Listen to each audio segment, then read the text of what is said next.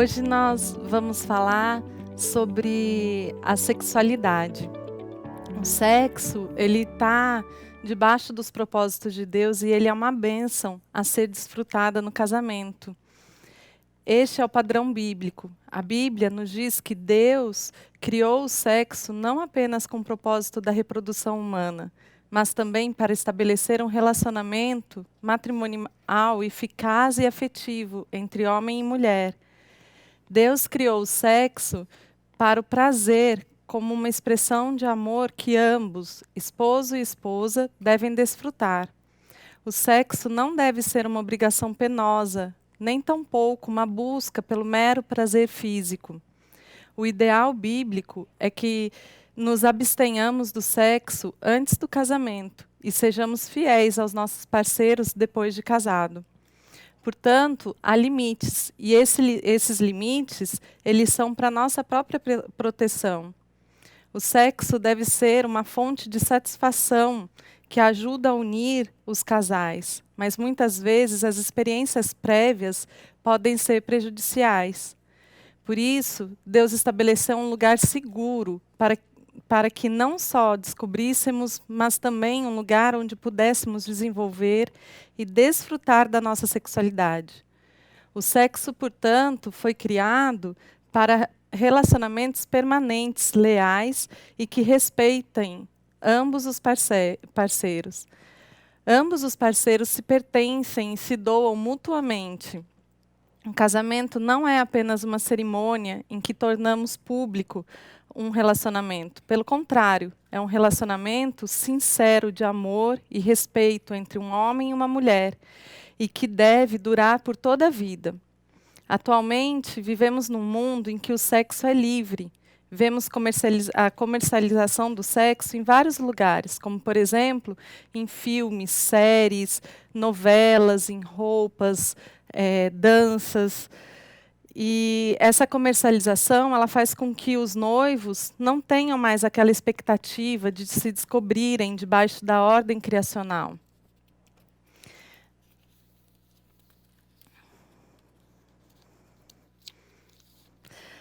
O fato de os meios de comunicação estarem lotados de imagens sexuais, acrescido da curiosidade que naturalmente nós temos, junto com o desejo de experimentarmos e a tendência normal de subestimarmos os riscos, são alguns dos fatores que influenciam muitos jovens a iniciarem cedo a vida sexual. Mas o que a Bíblia diz sobre o sexo? Eu gostaria hoje de refletir junto com vocês sobre o que a Bíblia nos diz sobre o sexo. E para isso nós meditaremos no livro de Gênesis e trabalharemos 3 pontos. O primeiro ponto é que nós somos seres sexuais. O segundo ponto é que nós somos seres quebrados. E o terceiro ponto é que nós somos seres litúrgicos. No primeiro ponto, em que trabalharemos que somos seres sexuais, nós meditaremos no livro de Gênesis, capítulo 1, versículo 27. No segundo ponto, em que trabalharemos que somos seres quebrados, meditaremos no livro de Gênesis, capítulo 3, versículos 6 e 7. E, por fim, no terceiro ponto, em que trabalharemos que somos seres litúrgicos, meditaremos no livro de Gênesis, capítulo 2, versículo 24. Antes de iniciar, eu gostaria de orar com vocês. Senhor, nosso Deus, nosso Pai, nós queremos nesse momento te agradecer. Obrigada, Senhor, por essa conferência. Obrigado porque, mesmo em meio a tantas dificuldades que nós temos enfrentado nos últimos meses, o Senhor permitiu, ó Pai, que essa conferência acontecesse de maneira interativa, Senhor. Nós queremos pedir que o Senhor continue falando aos nossos corações nesses dias, que possamos estar atentos à sua palavra e que nossos ouvidos e os nossos corações sejam capazes de compreender a sua palavra e o que ela tem a nos ensinar, ó Pai. Nos ajude, Deus, a compreendermos mais de Ti e a mantermos os nossos pés firmes em Ti. Assim nós oramos, em nome do Teu Filho amado Jesus Cristo. Amém. Então, o primeiro ponto que nós meditaremos hoje é que nós somos seres sexuais. E eu queria iniciar lendo o Gênesis capítulo 1, o versículo 26 e o versículo 27. Diz assim: Criou Deus, pois, o homem à sua imagem, a imagem de Deus o criou. Homem e mulher os criou. E Deus os abençoou e lhes disse: Sede fecundos, multiplicai-vos, enchei a terra e sujeitai-a, dominai sobre os peixes do mar, sobre as aves do céu e sobre todos os animais que rastejam pela terra. Nessa passagem de Gênesis, nós vemos que Deus criou o homem e a mulher à sua imagem. Em Gênesis 2, capítulo 7, a Bíblia nos diz que Deus formou o homem do pó da terra e que soprou fôlego de vida em suas narinas, e o homem se tornou ser vivente. Com isso, nós podemos dizer que o ser humano ele é uma criatura material e espiritual. Para sermos humanos, nós precisamos de um corpo. Porém, não somos meramente seres corpóreos, somos também seres distintos. Vemos ainda no livro de Gênesis que a criação dos dois gêneros, masculino e feminino, foi um propósito divino. Ambos os sexos foram feitos à imagem de Deus. Masculino e feminino foram criações descritas como boas. Além disso, no versículo 28 de Gênesis 1, nós vemos que a criação de ambos os sexos, masculino e feminino, está também ligada à questão dos filhos. As Escrituras apresentam a possibilidade de ter filhos como uma bênção de Deus. Entretanto, as questões entre o sexo e a procriação, em nossa cultura contraceptiva, que por vezes prega o sexo meramente para a recreação, tem distorcido profundamente a visão acerca da sexualidade. Em 1 Coríntios, capítulo 7, dos versículos 1 ao 6, Paulo adverte homens e mulheres casados para que satisfaçam as necessidades um do outro dentro do casamento. O texto diz exatamente assim: Quanto ao que me escrevestes, é bom que o homem não toque em mulher, mas por causa da impureza, cada um tem a sua própria esposa, e cada uma o seu próprio marido. O marido conceda à esposa o que lhe é devido, e também, semelhantemente, a esposa ao seu marido. A mulher não tem poder sobre o seu próprio corpo, e assim o seu próprio corpo, e sim o marido. E também, semelhantemente, o marido não tem poder sobre o seu próprio corpo, e sim a mulher. Não vos priveis um ao outro, salvo talvez por mútuo consentimento, por algum tempo para vos dedicardes à oração e novamente vos ajuntardes para que Satanás não vos tente por causa da incontinência. E isso vos digo como concessão e não por mandamento. O sexo traz implicações na vida tanto do homem como da mulher. Ele está ligado à união física que foi determinada por Deus aos casados. Mas isso não quer dizer que os solteiros sejam menos sexuais do que os casados. Todas as pessoas são seres sexuais, feitos com corpos femininos ou masculinos. Seres que contêm sensações, desejos e capacidades emocionais e cognitivas. No entanto, o sexo tem algumas implicações concretas, tais como a procriação, o prazer fixo e o erotismo. O reverendo Vadislau Gomes, em seu livro Coração e Sexualidade, Entendendo a Deus, a si mesmo e ao outro, alerta para o fato de que os solteiros precisam ter consciência de que a sexualidade e o ato sexual não são a mesma coisa. Um cristão vive sua sexualidade nos mais diversos relacionamentos, na postura, na ética, nos gostos, nos objetivos, nos desejos, nas artes, nos esportes, nos trabalhos, nas amizades. Nós não podemos confundir a sexualidade e o ato sexual ou seus derivativos, pois são duas coisas bem diferentes. A sexualidade, ela tem a ver com o que é específico do masculino e o que é específico do feminino. Já a relação sexual é o ato sexual do casamento, que é feita dentro do casamento. Agora passemos para o segundo ponto, que é somos seres quebrados. Para isso, eu gostaria de ler Gênesis 3, versículo 6. Diz assim o texto: Vendo a mulher que a árvore era boa para se comer, agradável aos olhos e árvore desejável para dar entendimento, tomou-lhe o fruto e comeu, e deu também ao marido, e ele comeu. Nesse texto, nós vemos a queda do homem. A partir da queda, a humanidade encontra-se em rebelião contra Deus. Ela está literalmente quebrada. Os nossos pecados demonstram isso. Após a queda, nossa liberdade passa a estar limitada pelos nossos vícios, em coisas que são menores do que a completude e a bondade do que Deus deseja para nós. Nesse contexto quebrado, nossos desejos sexuais estão baseados em nossas boas capacidades para união, amor e prazer, mas estão também sempre baseados em nosso egoísmo, nossa sensualidade, nosso desejo de domínio sobre o outro. Temos consciência da bondade, do potencial e da realização de nossa natureza sexual, mas não experimentamos essa bondade de maneira pura. O sexo pode ser um ato de amor e devoção, ou apenas uma liberação sexual, física. A relação sexual pode se tornar apenas mais uma maneira de conquistar os desejos. Dessa forma, os atos perdem seus valores morais. O apóstolo Paulo, ele nos ensina que a união do casamento dá testemunho de algo maior do que o próprio casamento. Em Efésios 5:32, diz assim: E andai em amor, como também Cristo nos amou, e se entregou a si mesmo por nós, como oferta e sacrifício a Deus, como aroma suave.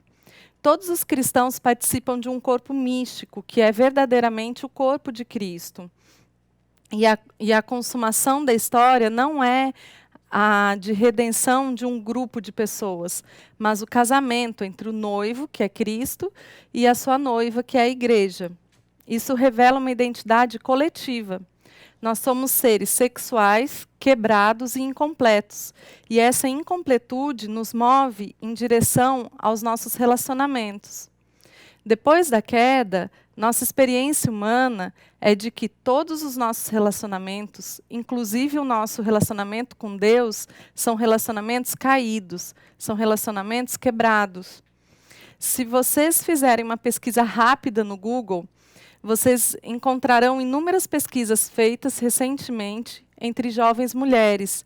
E essas pesquisas apontam para o fato de que o índice da pornografia feminina tem crescido em velocidade mais acelerada que a pornografia masculina. Essas pesquisas mostram que a procura de mulheres por pornografia tem crescido tanto que, inclusive, já existe uma indústria pornográfica voltada exclusivamente para o público feminino. A trilogia 50 Tons de Cinza fez tanto sucesso no meio feminino que ganhou até uma versão cinematográfica. Essa trilogia é apenas um exemplo nítido de como a pornografia feminina tem ganhado espaço. Nós podemos encontrar, hoje em dia, a pornografia feminina em diversos ambientes. Séries, filmes, internet são apenas alguns exemplos de lugares onde a pornografia feminina se manifesta de maneira tanto sutil como explícita. E o que isso significa? Significa que nós, seres humanos caídos, quebrados e incompletos, conseguimos colocar as mãos em coisas que são boas e, a despeito disso, desonrá-las, distorcê-las. Um exemplo disso é o sexo. O sexo foi criado como uma bênção de Deus, algo bom, mas nós somos capazes de distorcê-lo e transformá-lo em algo ruim. Nós podemos, então, transformar o sexo em algo pecaminoso. Precisamos falar sobre isso. Nós precisamos ser confrontadas a respeito disso. Nossos pecados, eles precisam ser confessados. Nós precisamos parar de nos espelhar em lugares ou em pessoas que não honram a Cristo. Precisamos buscar em nossas igrejas pessoas experientes que possam nos orientar, pessoas confiáveis e que nos aconselhem com a Bíblia, que nos motivem a continuarmos firmes no caminho do Senhor. Precisamos parar de nos preocupar com aquilo que não glorifica a Deus, mas nos dá tanto prazer. Precisamos conhecer o Evangelho e desfrutar mais dos seus efeitos em nossa vida diária. Precisamos ouvir mais a palavra de Deus. Se você está lutando contra a pornografia, você precisa ser exposto à palavra, com a exposição séria das Escrituras. Mas se você também precisa ser discipulado diariamente, precisa ter um discipulador bíblico, precisa de uma companhia, uma amizade cristã. Nós não somos fortes o suficiente para lutarmos sozinhos, nós dependemos de Deus, precisamos da graça dele. Sem a graça, vamos destruir as coisas boas que Deus nos dá. Enfim, para o último tópico, que é somos seres litúrgicos, gostaria de ler Gênesis capítulo 2, versículo 7, que diz assim: Então formou o Senhor Deus o homem do pó da terra, e lhe soprou nas narinas o fôlego de vida, e o homem passou a ser alma vivente. Nós fomos criados seres viventes, somos almas desejantes, almas sedentas por Deus. Somos seres criados por Ele para adorá-lo. Se não adoramos a Deus, nós adoraremos outra coisa. Em nossa sociedade secularizada, não adoramos apenas divindades, mas adoramos dinheiro, poder e sexo. Eu gostaria de ler o trecho de um livro de um rapaz muito bonito, por sinal. Aliás, eu não poderia dizer que você não poderia passar dessa vida para outra sem ler esse livro, que é A Inteligência Humilhada, de Jonas Madureira. Especialmente o capítulo 4. No 4º capítulo desse livro, Jonas trabalha sobre o desejo do homem por Deus. Ele diz assim em seu livro: Os desejos que o homem tem são desejos por coisas que ele pode ou não possuir. Mas o desejo que o homem não é um desejo por algo que ele pode ou não possuir. Ao contrário, trata-se do desejo por algo que o possui completamente. Não há homem no mundo que não seja possuído pelo desejo de Deus. Nesse sentido, o que estamos dizendo é que o homem não possui um desejo de Deus, mas o desejo de Deus o possui. Portanto, a primeira definição bíblica do homem não é filosófica, mas litúrgica. Ou seja, a primeira e mais importante definição do homem não é a de que ele é um ser racional, mas a de que ele é um ser faminto por Deus. O que equivale a dizer que o homem foi criado para encontrar a plenitude ou a satisfação plena apenas em Deus. Nesse mesmo capítulo, Jonas lembra que em contraste, o vazio ou a insatisfação da nefesh é do tamanho de Deus. E lembra que C.S. Lewis nos diz assim: as criaturas não nascem com desejos que não possam ser satisfeitos. Um bebê sente fome, pois bem, há uma coisa chamada leite. Um patinho deseja nadar, pois bem, existe uma coisa chamada água. Os homens têm desejo sexual, pois bem, existe uma coisa chamada sexo. Se encontro em mim um desejo que nenhuma experiência deste mundo pode satisfazer, a explicação mais provável é que fui feito para outro mundo. Se nenhum dos prazeres terrenos o satisfaz, isso não prova que o universo seja uma fraude. Provavelmente, os prazeres deste mundo nunca foram destinados a satisfazê-lo. Nada pode oferecer a satisfação do homem a não ser Deus. Mesmo que todas as coisas sejam colocadas no lugar de Deus, e isso tem um nome, que chamamos de idolatria, ainda assim, nenhuma delas será suficientemente do tamanho de Deus. Nenhuma delas trará ao homem um estado de plenitude. Caminhando para a conclusão, gostaria, antes de ler, o Salmo 42. Quando lemos esse salmo, nós, tendo em mente o conceito bíblico de alma, entendemos alma não como um fantasma sem corpo, mas como fome, como desejo de Deus. Observe o Salmo 42. Assim como a corça anseia pelas águas correntes, também minha alma anseia por ti, ó Deus. Minha alma tem sede de Deus, do Deus vivo. Quando irei e verei a face de meu Deus? Minhas lágrimas têm sido meu alimento dia e noite, enquanto me dizem a toda hora: onde está o teu Deus? Derrama minha alma dentro de mim, ao lembrar-me de como eu guiava a multidão em procissão à casa de Deus, com gritos de alegria e louvor, multidão em festa. Por que estás abatido, ó minha alma? Por que te perturbas dentro de mim? Espere em Deus, pois o louvarei, minha salvação e meu Deus. Minha alma está perturbada dentro de mim. Por isso me lembro de ti, nas terras do Jordão, no Hermon e no Monte Mizar. Um abismo chama outro abismo, ao ruído das tuas cachoeiras. Todas as tuas ondas e vagalhões têm passado sobre mim. Contudo, durante o dia, o Senhor me concede a sua bondade. Durante a noite, seu cântico está comigo. Esta é a minha oração ao Deus da minha vida. Digo a Deus, minha rocha, por que te esqueceste de mim? Por que ando lamentando por causa da opressão do inimigo? Meus ossos se esmigalham quando meus adversários dizem sem cessar: onde está o teu Deus? Por que estás abatido, ó minha alma? Por que te perturbas dentro de mim? Espere em Deus, pois ainda o louvarei, minha salvação e meu Deus. Resumo da ópera.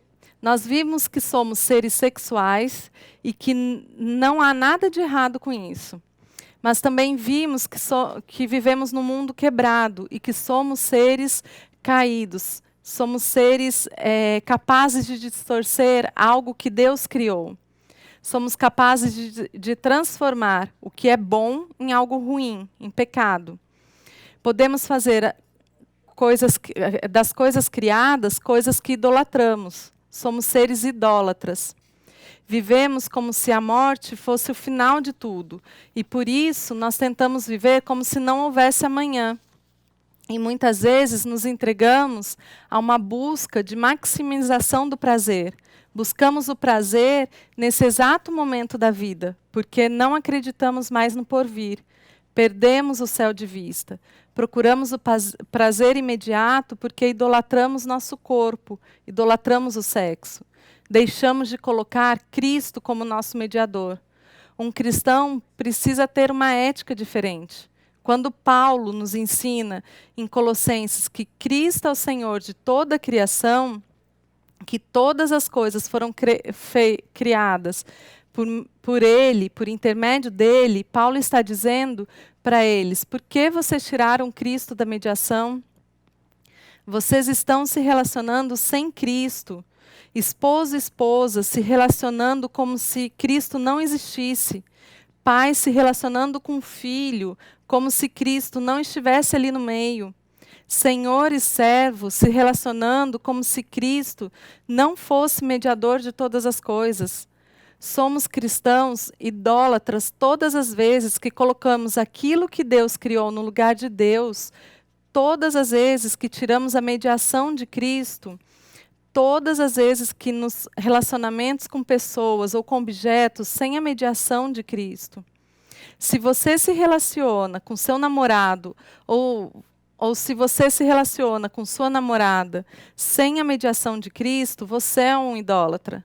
Se você se relaciona com seu esposo, ou se você se relaciona com sua esposa sem a mediação de Cristo, você é um idólatra.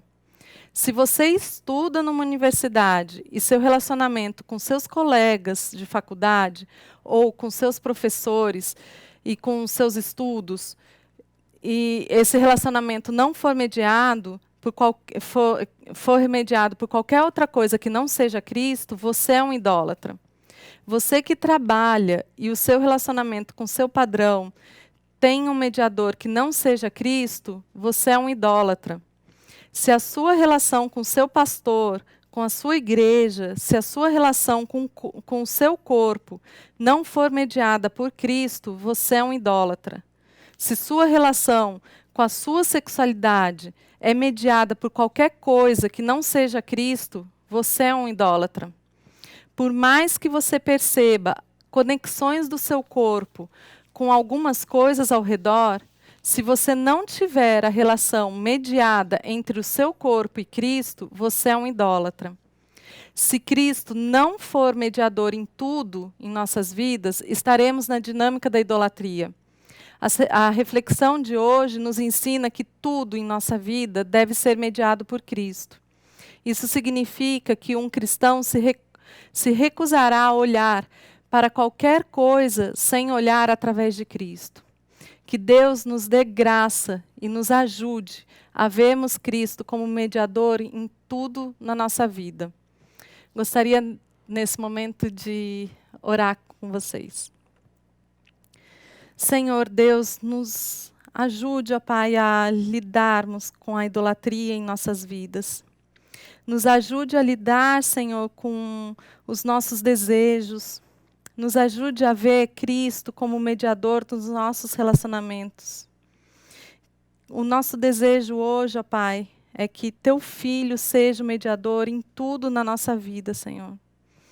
E que assim nós possamos desfrutar de toda a boa criação. Em nome de Cristo Jesus nós oramos. Amém.